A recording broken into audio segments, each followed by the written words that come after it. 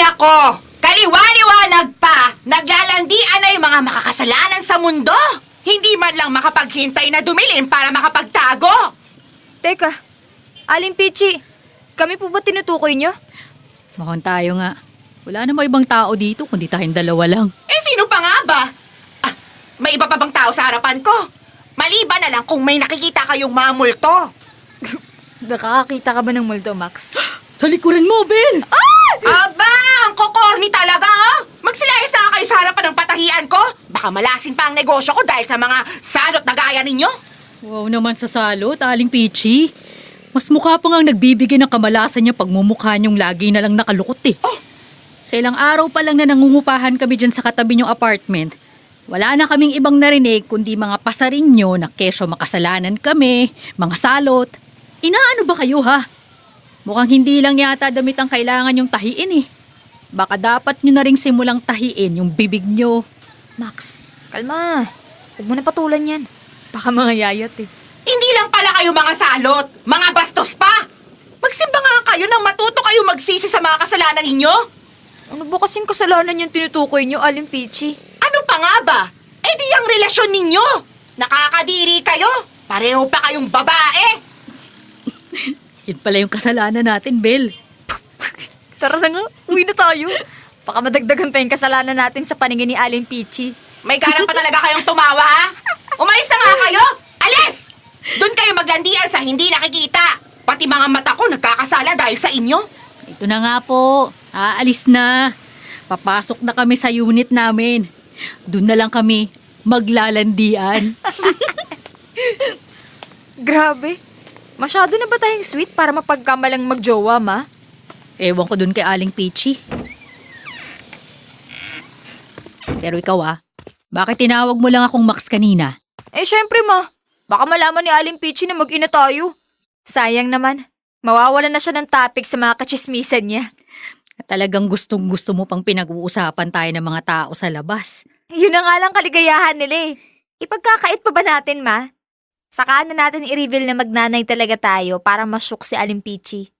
Ay, kulang lang sa dilig yung matandang yun, kaya lagi na lang mainit ulo sa atin. Pero seryoso, ma? Ganun na ba talaga tayo ka-sweet sa isa't isa? Baka kailangan ko ng dumistansya? Baka kasi di ka na magka-jowa. Sad naman nun. Ganda ko pa naman. Baka ma-insecure sila. Gaga. Ganda-gandahan ka na naman dyan. Maligo ka na. Mauna ka na sa banyo. Magluluto na muna ako ng hapunan natin. Okay, ma. Dear love, ako si Belle, 22 years old at only child ng nanay ko. Maxine talagang pangalan niya pero mas gusto niyang Max ang itawag sa kanya. Mas astig kasing pakinggan dahil bukod sa tomboy siya, bagay na bagay din sa kanya yung trabaho niya bilang senior fire officer. Nanay ko siya pero siya na rin yung naging tatay ko dahil wala naman akong kinagis ng ama. Kahit anong pagtatanong ang gawin ko, ayaw talagang magkwento ni mama tungkol sa nakaraan niya. Basta ang alam ko noon, patay ng tatay ko kaya hindi ko na rin hinanap. Nangupahan kami nung ilipat ako ni mama sa private college. Pinili niya yung location na yon para walking distance lang sa school. Okay naman sana, kaso may chismosang panira ng araw namin ng nanay ko.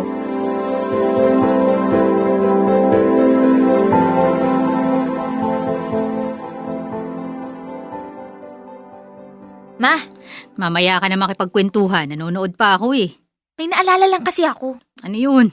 Diba, girlfriend mo yung nasa pinakita mong picture sa akin last time? Oo, bakit? Parang hindi ko na kayo naririnig na nag-uusap pag uwi mo galing trabaho. Ay, talagang inuusisa mo ko tungkol dyan ha? Eh, syempre ma. Dapat updated ako tungkol sa love life mo. Wala na kami nun. Nag-break na kami. Agad-agad? Sino nakipaghiwalay? Ako. Wow! Iba ka, ma. Heartbreaker yarn. Paano naman ako hindi makikipaghiwalay? Hindi ko na siya masabayan sa mga trip niya.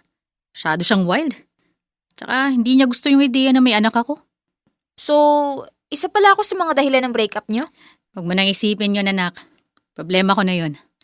Tsaka, basta kahit sinong hindi tatanggap sa kaisa-isa at pinakamamahal kong anak, kiss na agad sa listahan ko yun. Sa pogi kong to, marami pa akong mahanap na iba, no? Nagbuhat na naman siya ng sarili niyang Oh, bangko. bakit? Totoo naman ah. Wag mo sabihin kontra ka na sa akin. Bawasan ko baon mo eh. Mo naman! Walang ganyanan! Eh di wala kang choice kundi mag-agree sa akin. Eh sino ba kasi may sabing ko kontra ako, ma? Kahit di ka magbuhat ng bangko, pogi ka naman talaga. Pero ma, may gusto sana akong itanong sa'yo. Basta hindi tungkol sa Pasko. G. Ma naman eh. Yun nga sana itatanong ko sa'yo. Tagal na kasi kitang gustong kausapin tungkol sa tatay ko pero lagi mo akong iniiwasan. Iniiwasan. Uy, saan mo naman nakuha yung idea na yan? Huwag mo na itanggi. Alam kong iniiwasan mo lagi yung tanong ko. Gaya niyang ginagawa mo. Mamaya nasa ibang topic na tayo para makalimutan ko yung tinatanong ko sa'yo. Wala na nga yung tao, di ba? Ano pa bang gusto mong malaman? Bidi ano? Kung paano kayo nagkakilala? Kasi sabi mo bata pa lang nag-out ka na sa parents mo. Kaya ibig sabihin, tomboy ka na nung nabuntis ka ng tatay ko. Kaya curious ako. Di mo na dapat inaalam yung tungkol doon. Di ka naman mai-inspire sa kwento ko. 17 lang ako nung ipinagbuntis kita. Sobrang aga lumande, di ba? Kaya huwag mo na ungkatin yung Pasko, nak. Utang na loob.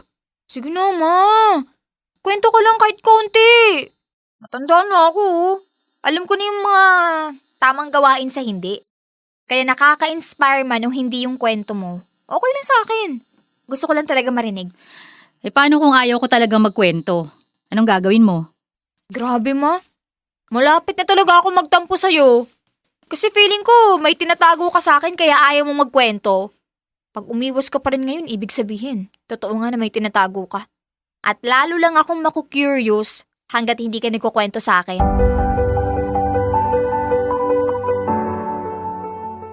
Magaling maglihim si mama. Kaya kahit anong pangungulit ang gawin ko, hindi ko talaga siya mapilit na magkwento. Kaya lang, may part pa rin sa akin na napapaisip kung bakit ganun na lang katindi umiwas si mama sa tanong ko. Kaya naman naisipan kong magtanong kay Lola. Hindi ko inaalam yon dahil sabi ka kung magkaroon ng ama. Napuna naman ni mama yung puwang sa buhay ko kahit wala akong tatay. Sa totoo lang, mas tatay pa nga siya sa akin kaysa nanay minsan. At dahil doon, never ko talaga naramdaman na may kulang sa pagkatao ko.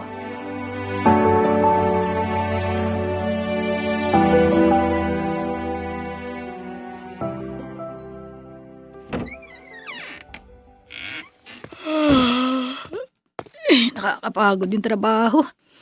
Sakit na ng likod ko. Search mo nga ako, anak. Pwesto ka na sa sofa, ma. Pakay dito sa part na to, nako. Yan. Diyan nga. Kumusta naman araw mo? Okay naman po, ma. Oh, bakit ganyan yung boses mo? Tamlay mo ah.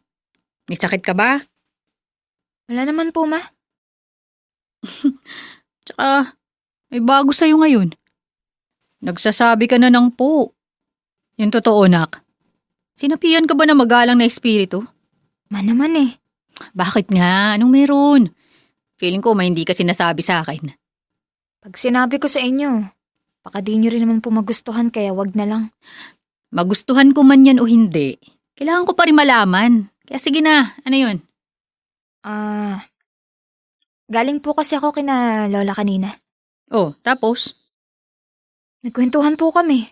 Tapos, naitanong ko yung tungkol sa love story niya ng tatay ko. Ano? Di ko nga kinwento sa'yo tapos nagtanong ka pa kay nanay. Bel naman! Di mo ba talaga nagigets na ayaw ko lang talaga ikwento yun? Pero ma, deserve ko pong malaman. At ngayong alam mo na, masaya ka ba? Natuwa ka ba sa nalaman mo, ha? Hindi po, ma. Never kong ikakatuwa yun. Hindi ko alam na hindi pala love story yung gustong-gusto ko malaman. Sorry, ma. Sorry na kinailangan mong pagdaanan lahat ng yun sa tatay ko. Wala kang kasalanan kaya wag kang magsasorry sa akin. Hindi ka po ba nasasaktan? Tuwing nakikita mo ako. Kasi ako yung constant reminder na pangit yung karanasan mo, ma. Nasaktan ako sa nangyari sa akin noon at naging traumatic yun. Pero wala kang kasalanan sa nangyari kaya hindi kita sinisisi. Kahit nung ipinagbubuntis kita, hindi ako nagalit sa'yo. Hindi ko naisip na sa'yo ibuntun yung galit ko sa hayop na lalaking yun. Kung may magagawa lang po sana ako. Wala kang kailangang gawin kasi yun mismong presensya mo ang kailangan ko, anak. Hindi ka constant reminder sa pangkagahasa sa akin ng lalaking yon. Ikaw yung bumago sa buhay ko. Ikaw yung dahilan kung bakit ginusto ko pang mabuhay. At hanggang ngayon, ikaw pa rin yung dahilan kaya ginugusto kong lumaban. Gusto kong inaalagaan ka. Gusto kong nakikita kang masaya kasi yun ang naghihil sa akin, anak. Kaya please, wag mo na ulit sasabihin na ikaw yung nagpapaalala ng pangit na nangyari sa buhay ko. Wala kang kasalanan dun. Kahit balibalik ta rin pa nila yung mundo, hindi kita sisisihin. Naiyak ako sa mga sinabi ni Mama.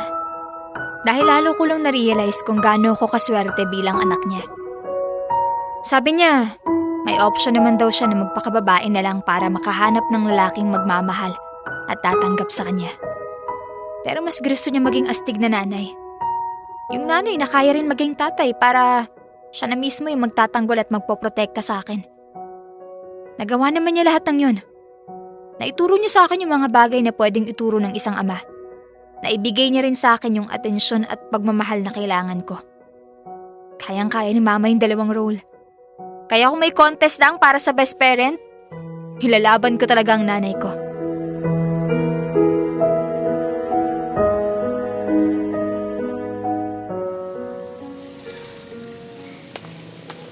Ma, malapit na tayo sa apartment. Madadaanan na naman natin sa Aling Pichi. Magre-reveal na ba tayo? Kala ko ba gusto mo pa siyang pagtripan? Baka nauumay ni mga kachismisan niya kung paulit-ulit na yung topic nila. Kaya, digyan natin sila ng bago. Ipaalam na natin yung plot twist sa kwento ni Aling Pichi. Ikaw talaga. O sige na, sasakyan ko na lang kung anong trip mo. Ang liwanag ng paligid kanina, ngayon nagdilim na naman. Baka nalipasan ka ng gutom kaya nagdidilim yung paningin mo, Aling Pichi. O baka naman, kinukulang ka na sa chismis. Paulit-ulit na lang kasi yung topic nyo araw-araw. Paano hindi pa ulit-ulit? Araw-araw ko kayo nakikita. Ang sagwa niyong tingnan. Ay, ang harsh nyo naman, Aling Pichi. Ang sagwa daw natin, Ma.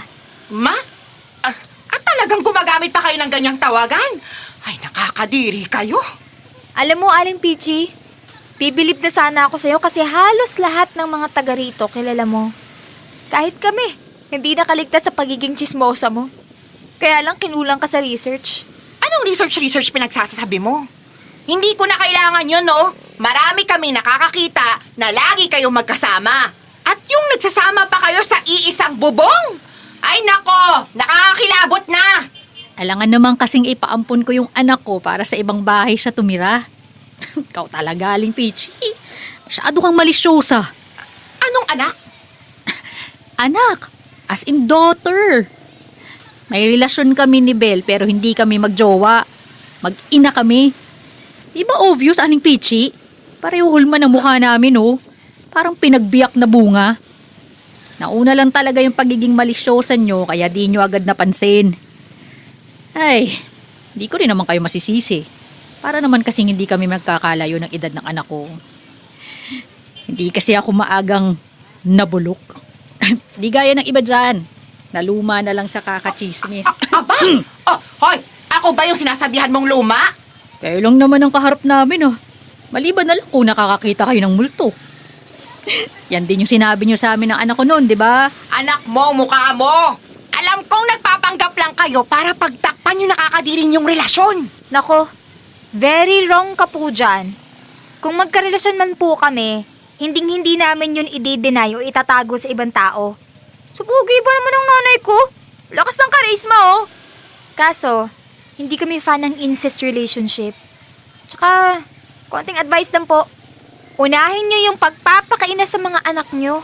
Kaysa gumawa ng kung ano-anong malisyosong chismis tungkol sa amin ng nanay ko. Kasi nakakahiya kung mas nagagampanan pa ng isang single mom yung pagiging magulang kaysa sa isang meron namang asawa na katuwang pero mas inuuna pa yung paninira at pakikialam sa buhay ng iba.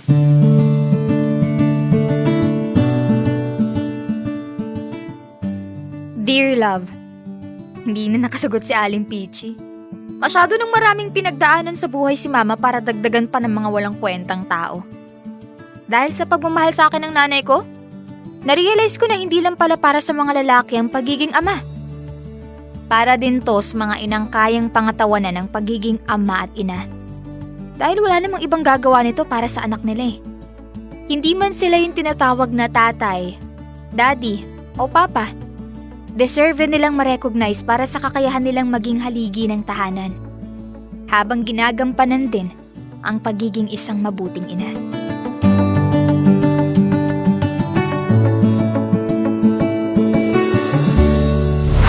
Metro's #1 Love Radio. Basic!